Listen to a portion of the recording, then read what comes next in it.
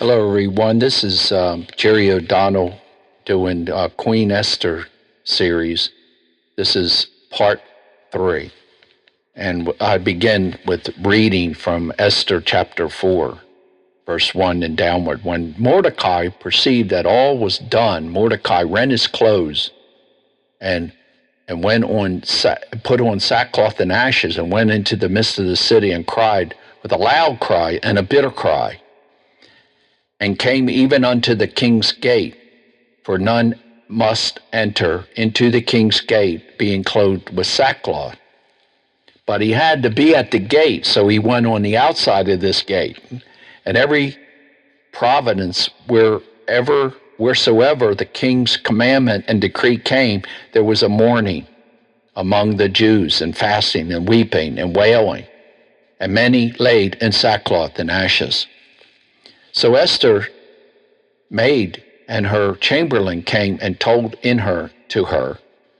Then the queen exceedingly grieved, and she sent Ramah to clothe Mordecai, and to take away his sackcloth from him, but he received it not. Then called Esther for Hatash, one of the king's chamberlains, whom he had appointed to attend to her, and gave him a commandment to Mordecai to know what it was and why it was. So Hatshepsut went forth to Mordecai unto the street of the city, which was before the king's gate.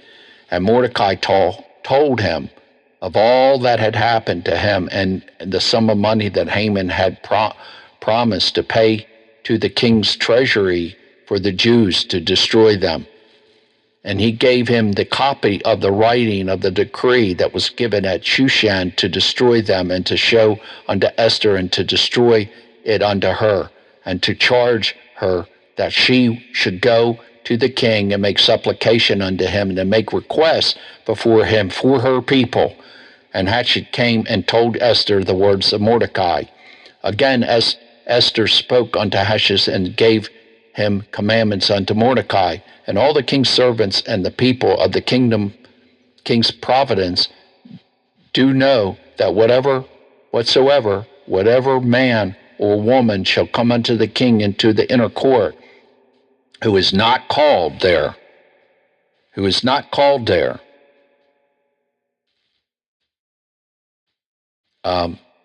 Lost my place. Hold on a minute. Okay, and all the king's servants and the people of the kingdom do know that whatsoever man or woman shall come unto the king in the inner court, who is not called, there is one law but him to be put to death, except, this is the exception, such to whom the king shall hold out the golden scepter, that he may live. But I have not been called to come in unto the king these 30 days. And they told Mordecai Esther's words. But then Mordecai commanded to answer Esther's, think not to yourself that you shall escape the king's house more than all the other Jews. For if altogether hold your peace at this time, then shall there enlarge and deliver arise to the Jews from another place, but thou and thy father's house shall be destroyed. And who knows whether, this is famous, whether thou art come to the kingdom for such a time as this. And there's a lot of people out there that are remnant, that are hid ones, and this is their time to be seen of men, to come forth out of the shadows, and to come and stand between the people of God, and to protect and to cherish. And then Esther bid them return Mordecai this answer: go gather together all the Jews that are present in Shushan and fast for me, and neither eat nor drink 3 days and nights. And also my handmaidens will fast likewise, and I will go to the king, which is not according to the law. If I perish, I perish. So Mordecai went his way and did according to all that Esther had commanded him. And that's the end of this particular episode.